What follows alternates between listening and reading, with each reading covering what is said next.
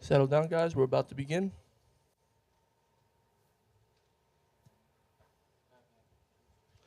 Good morning. Good morning. Welcome to the New York City Council hearing on the Committee on Civil Service and Labor. At this time, please silence all electronics and do not approach the dais. I repeat, please do not approach the dais. If you are testifying today, make sure you fill out a slip at the back of the room with the Sergeant at Arms. You may submit one online at testimony@council.nyc.gov. That is testimony@council.nyc.gov. Any further questions or concerns, please contact the Sergeant. Chair, you may begin.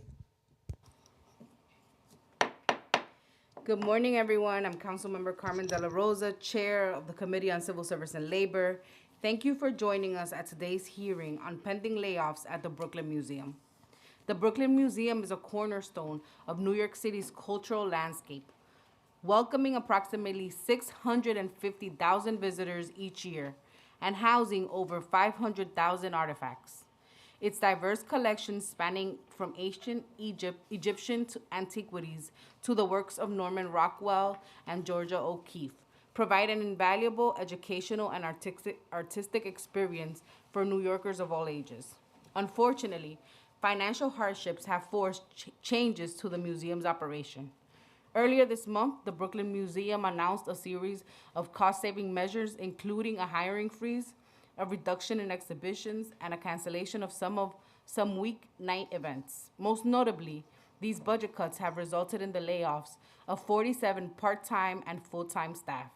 Shortly thereafter, the New York Times reported that DC 37 Local 1502 sent a cease and desist letter to the museum, citing a contractual requirement for 30-day notice to employees prior to layoffs. The notice period expires in the first week of March, and negotiations remain ongoing. Today, this committee reaffirms our commitment to supporting arts and cultural institutions while also seeking to better understand the circumstances surrounding these layoffs. We will examine the museum's financial management, the role of public funding, the broader implications these cuts may have on employees, visitors, and the cultural sector at large. Our goal is to ensure that institutions like the Brooklyn Museum remain strong, accessible, equitable workplaces while continuing to provide the public with valuable artistic and educational experiences.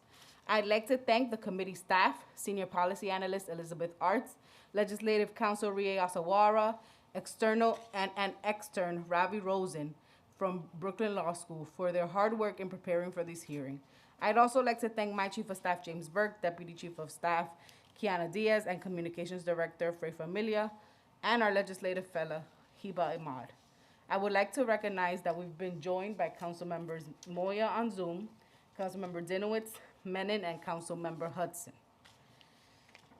We will be hearing testimony from representatives from the administration and, we're gonna have an opening statement from Councilmember Hudson.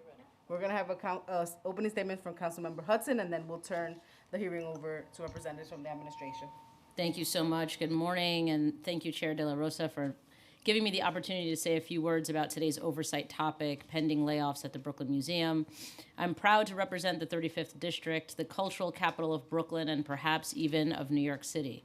My district is home to the Brooklyn Academy of Music, BRIC, the Brooklyn Botanic Garden, the Museum of Contemporary African Diasporan Arts, 651 Arts, and of course the focus of today's hearing, the Brooklyn Museum, which is celebrating its 200th anniversary this year. Arts and culture are an economic engine of our city, with the creative sector accounting for $110 billion in local economic impact and tourism generating $74 billion annually. Yet our city's cultural sector routinely sees tens of millions of dollars in budget cuts each year, which not only impacts the programming of our city's cultural institutions, but also the hardworking staff that keep the lights on, doors open, and exhibitions on display. The Brooklyn Museum's decision to reduce services and end employee agreements is indicative of the harsh fiscal challenges faced by many cultural and arts institutions in the wake of the COVID-19 pandemic. I've stood shoulder to shoulder with many of my colleagues at rallies and press conferences. I've sat in these very chairs for hearing upon hearing, fighting against the mayor's budget cuts to our cherished cultural institutions. But these institutions are still struggling, and it is our constituents, New Yorkers, who are taking the hits. Whether it's a reduction in educational access for children, less programming for low-income New Yorkers, or the very livelihoods of the 47 employees represented by District Council 37, Local 1502, and UAW Local 2110, it is New Yorkers who are bearing the brunt of these cuts. I stand in solidarity with the workers who keep the museum running and with the cultural institutions throughout the city who year after year fight tooth and nail for the funding they need and deserve. At a time when we're facing an affordability crisis in New York City, we must fight to preserve every good-paying union job in our city. And we must continue advocating for our cultural institutions to not only avoid the budget cuts repeatedly proposed by this administration, but to increase funding that has remained the same since 2015, despite a significant rise in inflation. In order to move forward, the museum must secure the funding it needs to avoid these layoffs in order to protect jobs and preserve our city's rich cultural heritage. Thank you. Thank you, Councilmember Hudson. We will now be hearing testimony from representatives from the administration. For the first panel, we'll be calling Commissioner Lori Cumbo and Lance Polvey. Sorry, guys, you know my Dominican accent is in style today. And we will turn it over to the committee council to administer the oath for this panel. Thank you. Thank you, Chair. Do you affirm? Hi, folks. Do you affirm to tell the truth, the whole truth, and nothing but the truth before this committee, and to respond honestly to council member questions? I do. I do. Thank you. Thank you, Commissioner. You may begin. Thank you. Good morning, Chair De La Rosa and members of the committee. I am Lori Cumbo, Commissioner of the New York City Department of Cultural Affairs. I'm here today to testify regarding today's topic, examining the recently announced layoffs at the Brooklyn Museum. The Brooklyn Museum is one of our city's most important cultural institutions. It's actually one of the largest institutions in the country. And the city and the DCLA provide substantial funding in support of their mission to engage the public with their cultural programming. In fact, the city expense subsidy for the museum has grown from $6.7 million in fiscal year 22 to $8.5 million in the current fiscal year, an increase of 27% over the span of the Adams administration. The city further provides an additional $2 million annually in support for energy costs. But even with this robust support, the vast majority of the museum's funding, more than 80%, comes from other sources. And cultural organizations across the city and beyond are facing major shifts and changes when it comes to their diverse sources of support. Philanthropies are shifting their focus away from the arts. Federal funding has been called into question. Corporations simply aren't giving as much as they once did, and inflation is driving up costs.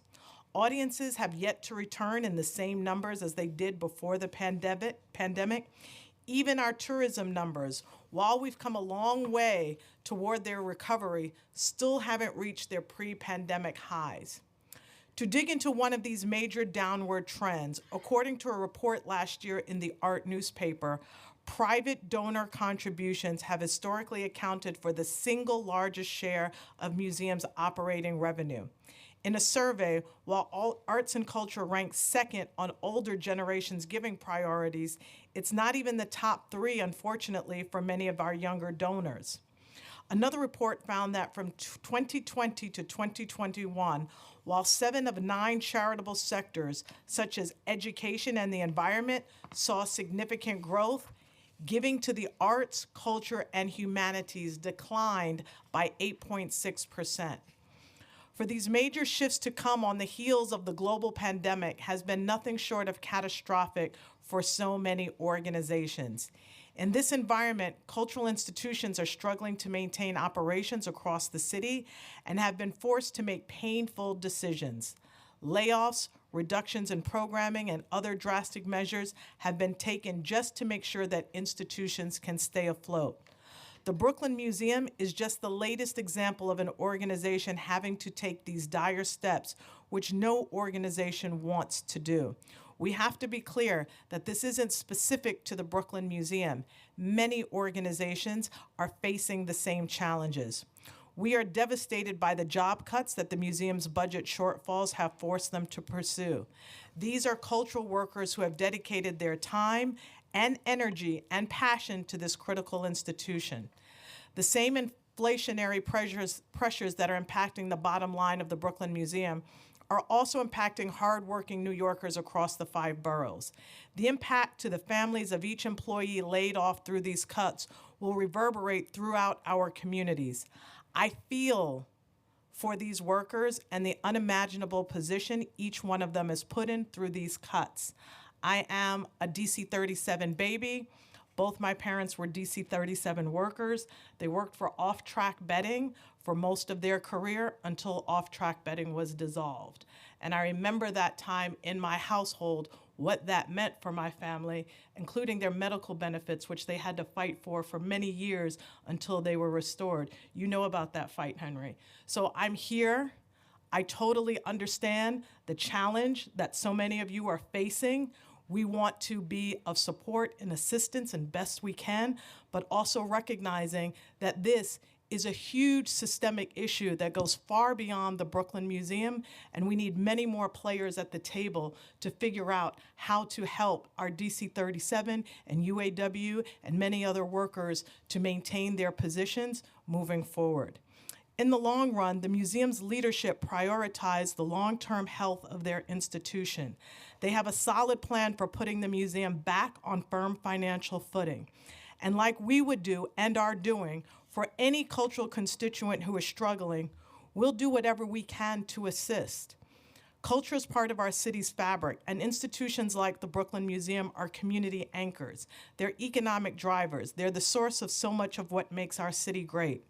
In 2019, the creative sector had a $110 billion total economic impact and employed 300,000 workers. We are proud of our record-setting investments in culture under the Adams administration. This year's budget is an all-time record high, much larger than even pre-pandemic levels, thanks to our partnership with the City Council. But as I said, local government cannot solve these problems alone. We want to serve as a resource for addressing these broader trends in philanthropy and corporate giving. We need to find the right solutions because our art and culture institutions are the bedrocks of our communities and sources of education, inspiration, and so much more. These institutions helped bring us back from the brink from the pandemic. Now we need to be there for them so that they can support these and so many other critical jobs for New Yorkers in the arts. I want to thank everyone that's come here to testify.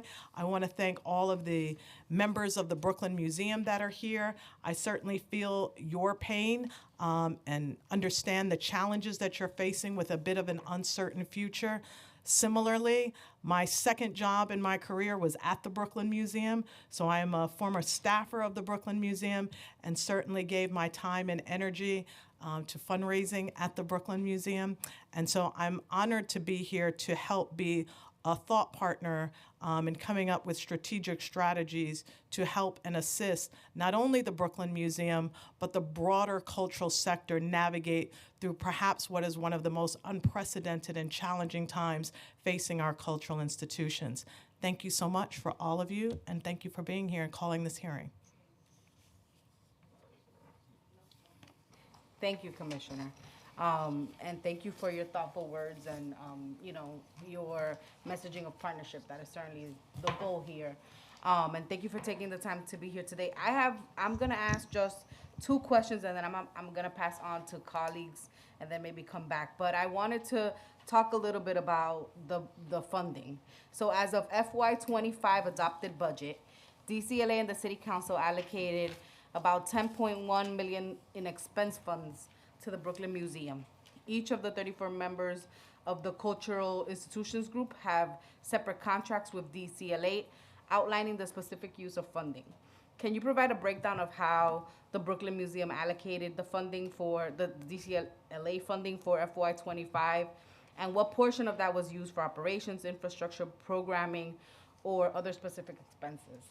Okay, I just want to start off by giving a special note before I get into the bulk of the question. The 10.574 million includes 75,000 from city council member items and an additional 86,323 in energy subsidy. The city subsidy supports the majority of the DC 37 positions. Currently 153, but will be reduced down to 134 with the pending layoffs. The DC 37 covered positions are chiefly security, maintenance, collections care. The subsidy also covers education and other program staff, not DC 37. Important to note is the city subsidy covers only the base salary of the DC 37 positions, with the museum responsible for the balance of fringe and the contractual premium wage rates, overtime, etc. I just want to add also that our subsidy to the Brooklyn Museum only covers about 20% of the entire operation of the museum.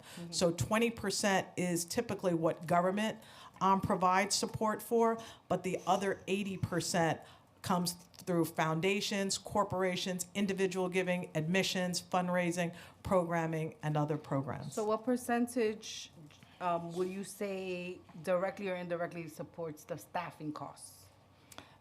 What is the direct number, the percentage that covers the The DC staffing. 37 staffing out of the subsidy that we give? Yes, correct. Essentially all of it. Okay. 70%, 80%, do you have an idea? I'll get you the exact number during the course of this hearing, but Okay. in the interest of time, if you have another question, we'll come right Sure. back to that one. Are there any restrictions or guidelines within the Brooklyn Museum's contract about how expense funding can be used for staffing? We don't provide a guideline in the sense of saying this is a rule that the funding has to be spent in this way. What we typically do, we have, we give them an obligation plan, and we work within that obligation plan. And I would say that it's typically used to cover front-facing and essential support staff positions, security, maintenance, as it is typically easier to fundraise for program-related staff and expenses. So I would say that there are not restrictions, but at the top of the fiscal year, SIGs submit a completed obligation plan, which outlines for the year how they intend to allocate their subsidy across organization expenses. The city subsidy is paid out monthly, and SIGs submit a monthly payment request for the upcoming month and a detailed expense report for the previous month. The agency also requires a year-end final report, which includes a previous year of audited financials.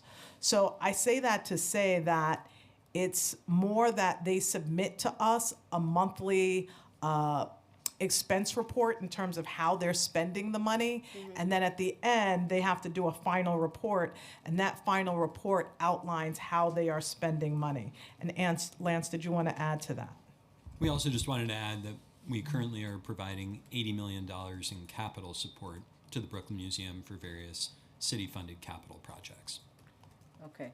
I guess a follow-up, what oversight does DCLA conduct over the Brooklyn Museum's finances, like all of the finances, before approving funding? That would be the plan that I just outlined, which is the obligation plan. Okay. So the obligation plan outlines how they intend to allocate their subsidy across the organization expenses. But what organizations typically do is that they utilize that funding for the positions that are the hardest to fundraise for: security, maintenance, operations. Foundations and corporations typically don't want to fund those types of salaried positions. So many organizations utilize city subsidy for those very specific purposes, and then they would use a portion of their budget for more programmatic expenses where they can fundraise for those. Sometimes those do come under the city subsidy, but very rarely. Because part of it also goes to the fact that for museums such as the Brooklyn Museum, it's very difficult to fundraise for the non-sexy things that we say in the cultural world. but also the challenge becomes on so many levels is that foundations, corporations, individuals, they like to give to a museum or a cultural institution that they feel is very successful, that they have something exciting going on. So this circumstance that the Brooklyn Museum and many other institutions find themselves in is that when they have to do layoffs, when they have to downsize, that's really not the momentum that many organizations want to function from. They want to function from a place of high energy, great programming. So this is a really precarious situation for the museum, and certainly not one that they want to be in, nor do we as an agency want to see this happen. And did DCLA have any indications that the museum was facing a significant financial shortfall before the layoffs were publicly announced? We understood that the museum, like many of the cultural institutions, the 34 that we represent as part of the cultural institution groups, they are all experiencing some level of challenge financially that they keep us abreast of.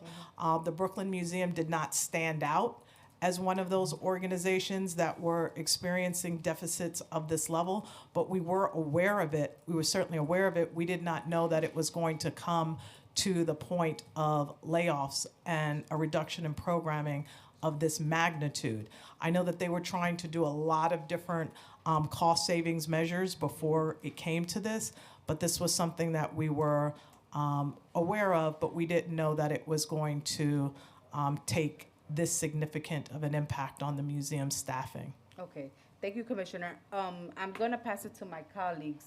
I have more questions, but I'll pass it to Councilmember Hudson and then Councilmember Menon, and then I'll come back. Okay. Councilmember Menon. Great. Thank you so much, Chair, and good to see you, Commissioner. So I do have a very specific question. So NYC and Company, which has now been renamed the Visitors and Conventions Bureau, I used to serve on the executive board of NYC and Co. when I was Commissioner of Media and Entertainment. Right now, the City of New York is spending $20 million in budget that they are giving. $20 million of city money is going to NYC and Co.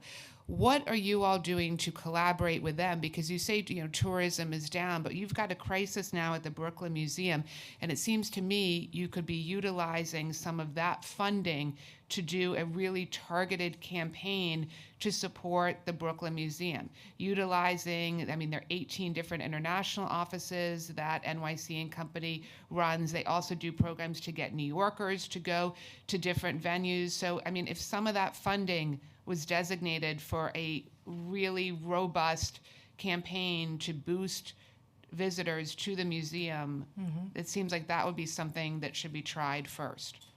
Well, I think that's what this hearing is all about, solutions, and you're coming up with a good one. We need to further explore that. We could definitely have those conversations. Would love for you to be a part of them so that we can see what we can do to have a more robust tourism program promoting the Brooklyn Museum and other institutions. I'm not sure what they are doing in that sense in terms of how much it's specifically targeted to the Brooklyn Museum. We would have to find that out, but I feel like that's another great solution in terms of maybe more targeted specifically to the museum during this really particularly challenging time could be helpful. I don't know how it's going to help us in the immediate, but I think in the long term, we have to find solutions, and I think that that would be a great one. Well, I would just suggest respectfully that immediately that this be done, because those funds are there and we've used them in the past for these kinds of, not this particular situation, but other similar situations where you have cultural organizations or venues that are really struggling, and we could do a rapid infusion of funds to help to support that institution. So I would obviously hold off on any draconian measure like layoffs, which we absolutely shouldn't be doing for this institution. Let me ask you, Councilmember Menon, in that way. You're saying more so for a marketing to increase visitorship at the museum. Correct, because I mean, you were saying that tourism is down, that the museum is struggling, that it can't support these additional staff members. But before taking any kind of, I mean, just to be clear, I totally oppose these kinds of layoffs. So before going down that draconian path, why wouldn't we use every tool in our toolbox? We have an amazing tool in our toolbox, which is we have this Visitors and Conventions Bureau. It has significant city funds. Let's hold off on any kind of layoffs and let's try this first and really try to boost the museum and visitorship, which would obviously boost its overall revenues. We will certainly look into it. Sounds like a wonderful idea. I guess the challenge that I would experience with that is that those funds couldn't be directly allocated to the museum, but it could be utilized, I would suspect, to boost fundraising and tourism and visitorship to the museum without, unfortunately, the museum having direct access to that funding being able to be utilized specifically for staffing. Correct. The idea is that we come up with an immediate emergency plan to Fundraising, support the museum, and this would be one very significant element of it. Got it. Thank you so much. Thank you. Keep them coming. Thank you, Councilmember Menon. Commissioner, does your agency require that cultural institutions submit financial contingency plans to prevent worker reductions, given, you know, the landscape that you put forth with all of the SIGs? DCLA expects all of its constituents to adhere to all applicable laws in this regard. SIGs can choose to hire DC 37 labor and assume the base city negotiated DC 37 salaries, but also have their own negotiated contracts above what the city has negotiated. The city is proud to support institutions that choose to work with strong organized unions and to set a minimum base rate of pay through its own negotiations. The layoffs at the Brooklyn Museum are deeply unfortunate, and we will work with the museum to avoid any additional layoffs. I get that, but do you all require contingency plan when we're at the point where layoffs are being considered? Is there so, you know, as DCLA is releasing funding to organizations, are you saying if layoffs are something that have been flagged for your agency as something that is forthcoming, is there a contingency plan?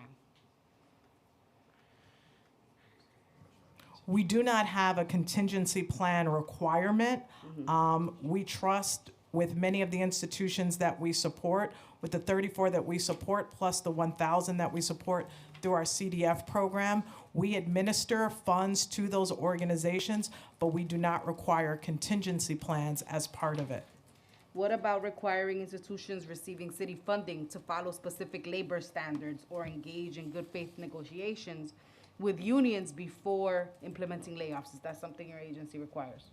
We require that all groups follow all applicable federal, state, and local law. Okay. Does DCLA assess the impact of staff reductions on the museum's ability to fulfill its mission? So, Ask that one again. so does your agency basically assess the impact of staff reductions in the ability for the museum to fulfill its mission? So as we're going into this next budget, right? And you're sitting with the museum and you're thinking about the ways the museum should be fulfilling its mission. Are you taking into account the impact of staff reductions?